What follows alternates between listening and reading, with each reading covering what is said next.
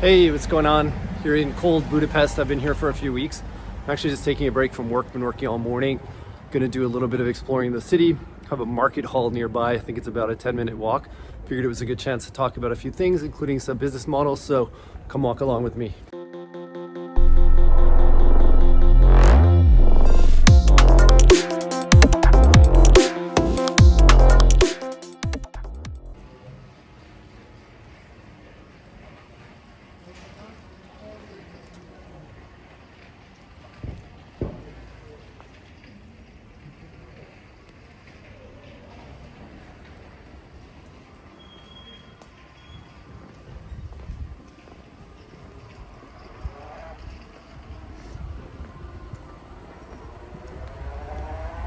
So as many locals have already told me, heard the same thing in Serbia, heard the same thing in Romania, that I'm here at the wrong time of year. And I'm perfectly aware of that.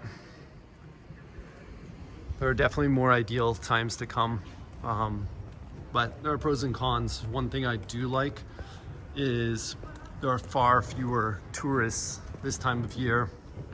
So except for Christmas Day, around the Christmas holiday, New Year holiday, it's been pretty good here in terms of tourists. And I didn't realize this, perhaps my own fault for not researching as much as I did, but Budapest is one of the top 5 most touristy or frequented cities in Europe.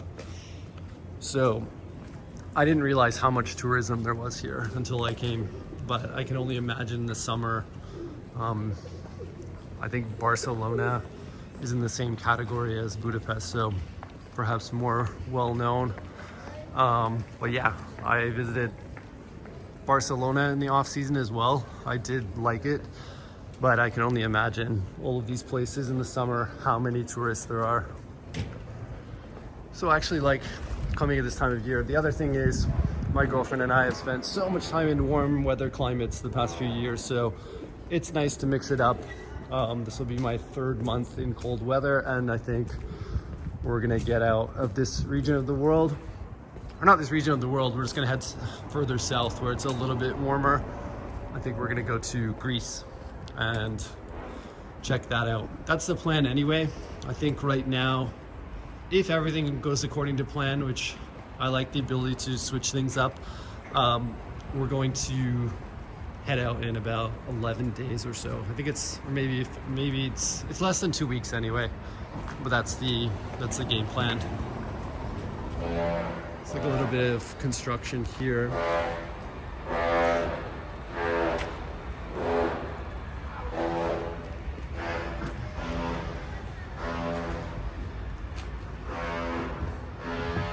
But yeah, just enjoying things, taking it day by day right now, taking the trip. Yeah, trying to be as spontaneous as possible, but there are some benefits to planning ahead as well when you travel like this. For example, if you book in advance, you get better Airbnbs. I think it's always better to book in advance, especially if it's refundable. So you can book something that's like 6 months in advance and just refund it up until the month before if you don't end up taking it, but at least you have something locked in that's decent. If you wait until the last minute, which I've done far too many times, you'll be left with the worst places, the worst locations. Sometimes you'll luck out and something will open up right at the last minute, but it's usually not the case. It also gets dark super early here. Not sure exactly what time it is right now, but by around 4:30 it will be dark. You can already see the sun is setting. Yeah, it's a weird feeling when it gets dark so early. You feel like you haven't even been up that long and it's already nighttime. So yeah, I guess it's not the ideal time to come here for most, but for me, I ended up liking it.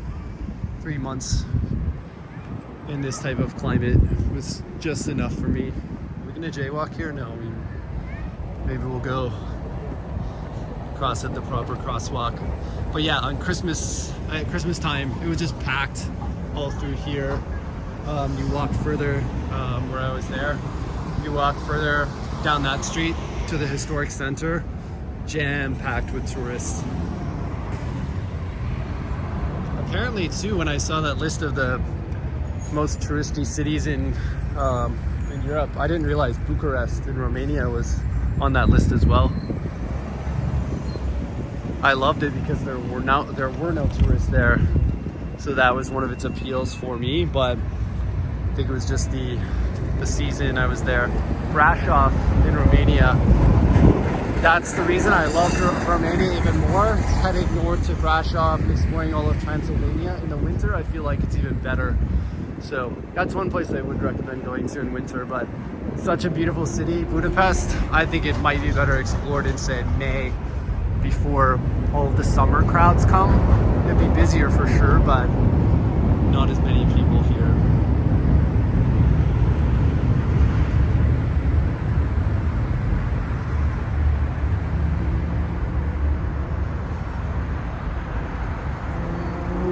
The nicest bridge, the most popular bridge, is 2 more bridges down that way, but still a pretty cool structure. In fact, if you can see across the way, it's like a little castle built into the side of the mountain.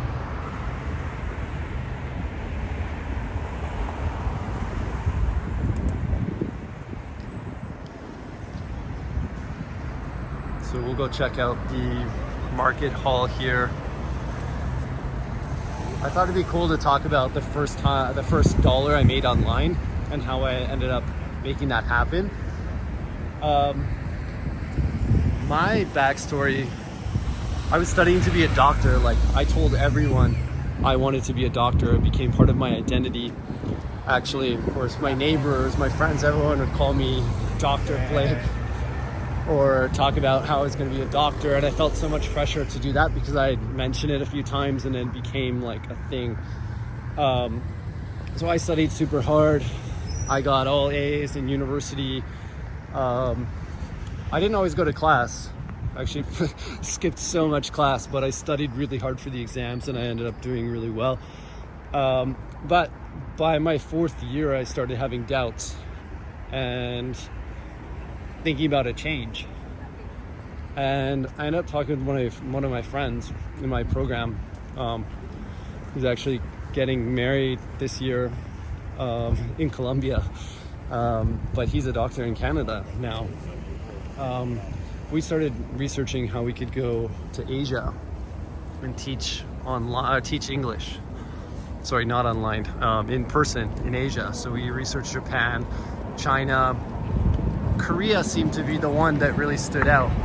And because we were about to graduate, it was our 4th year, we were able to get a pretty good job there and have the company pay for our airfare. So it seemed like a pretty good deal.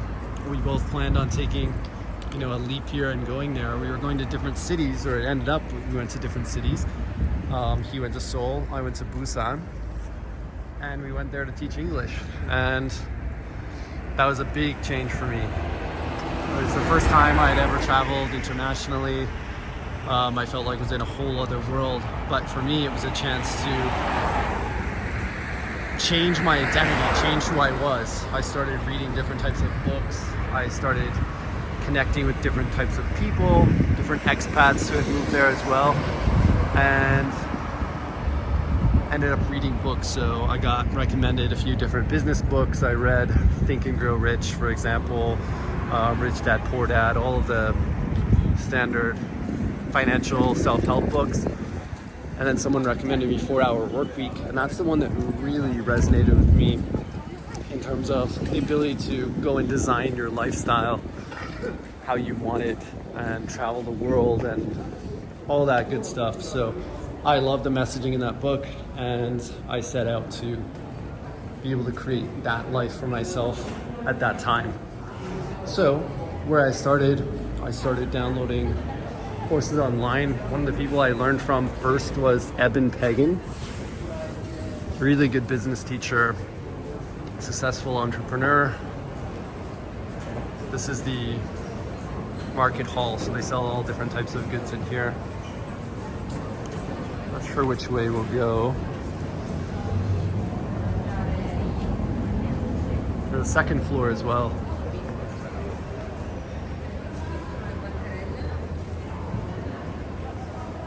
Let's go this way first. So I started learning from Evan Pagan, for example. I signed up for a few of his programs. Who were all the internet marketing guys back then? They're different now.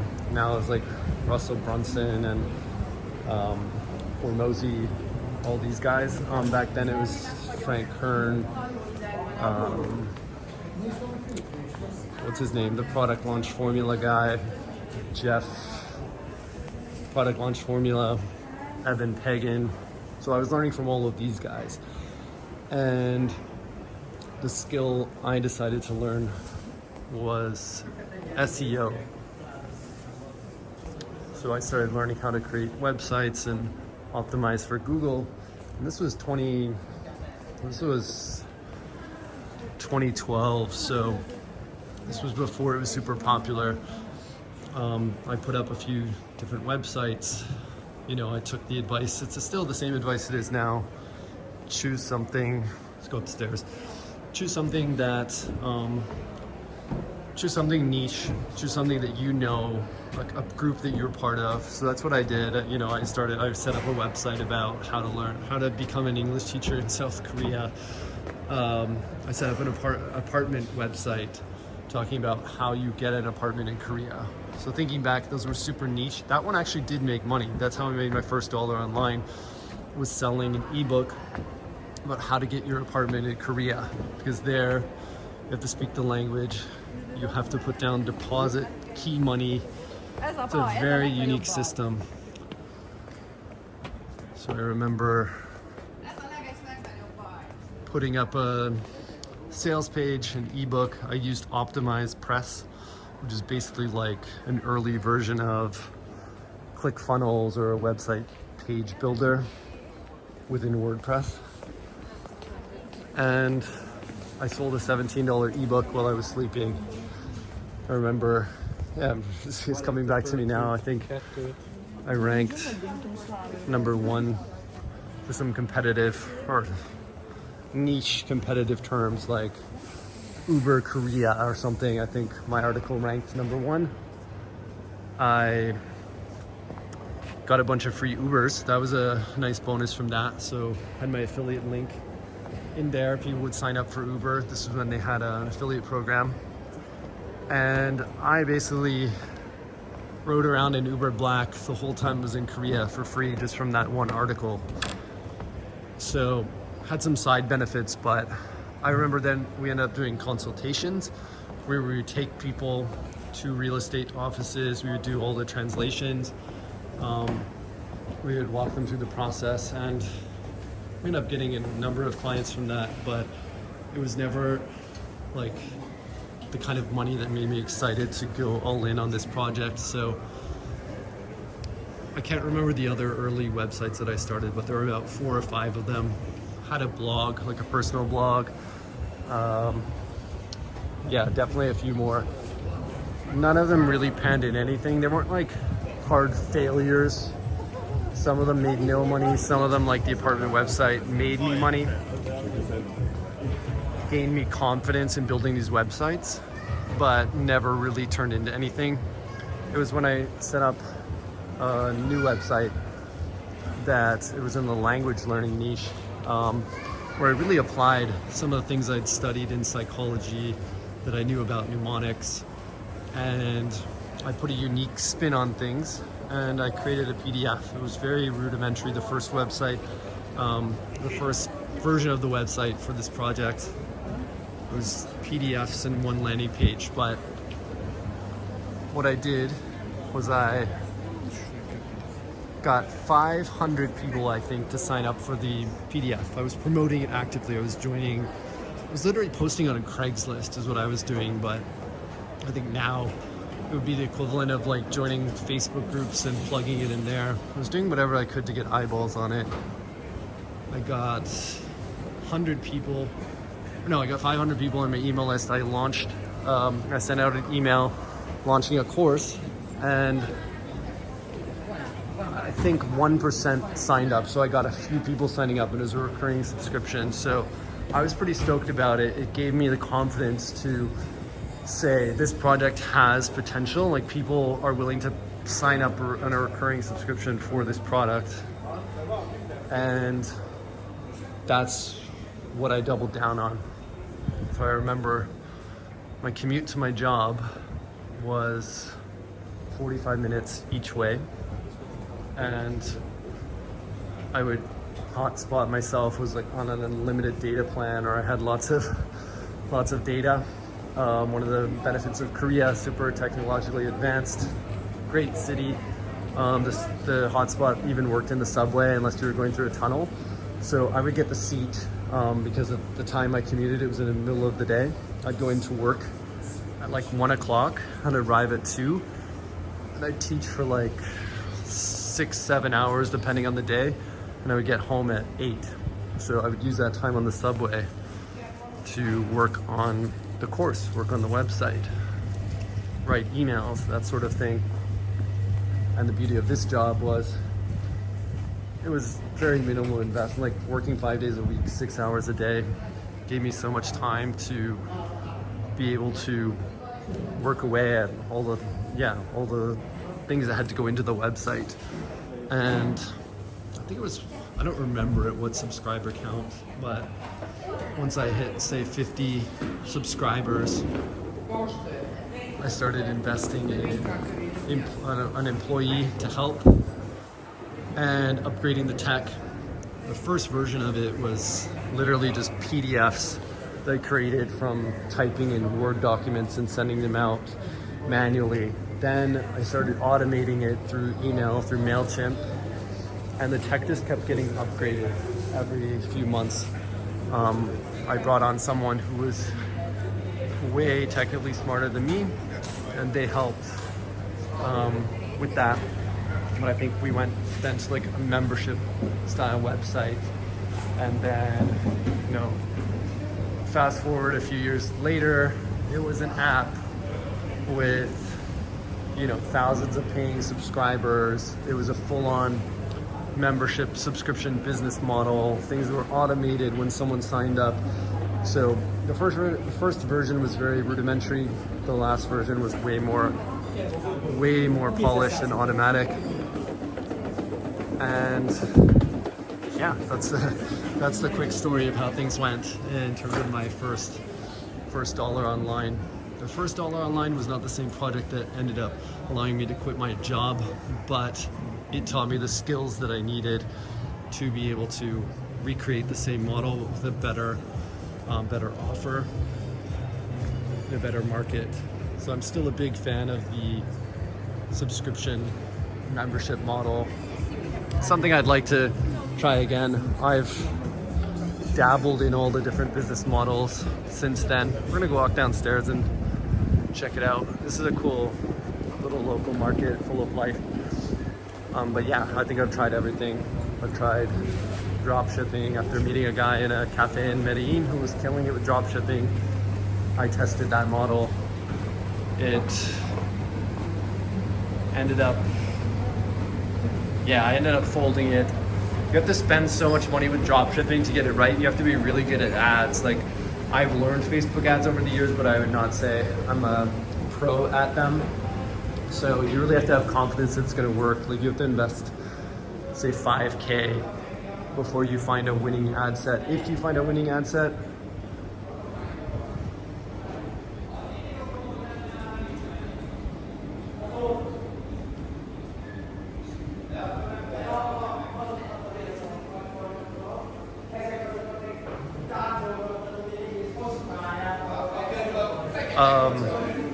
e-commerce, I did Amazon FBA. I have a few friends that have lots of success doing that to this day. But for them, they started super early. So that business model is very competitive now, but in 2014, when they started, it was not. So they were the first ones to create a really high quality product in a certain category.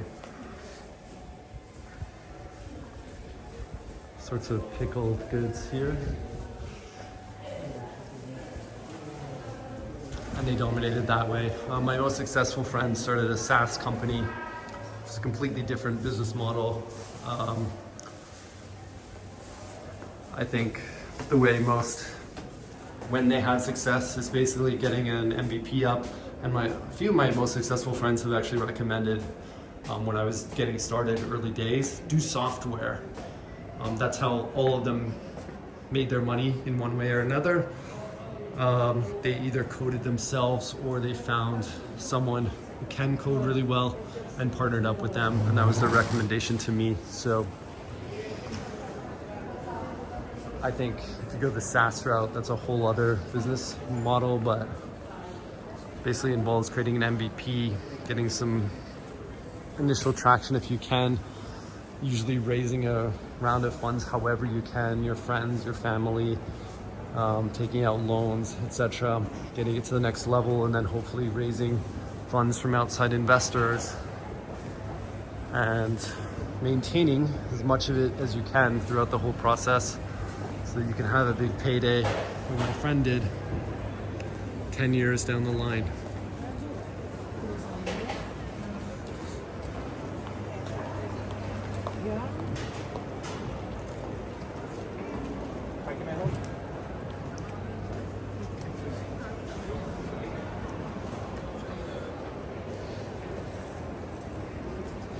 I think productized services are a great model as well.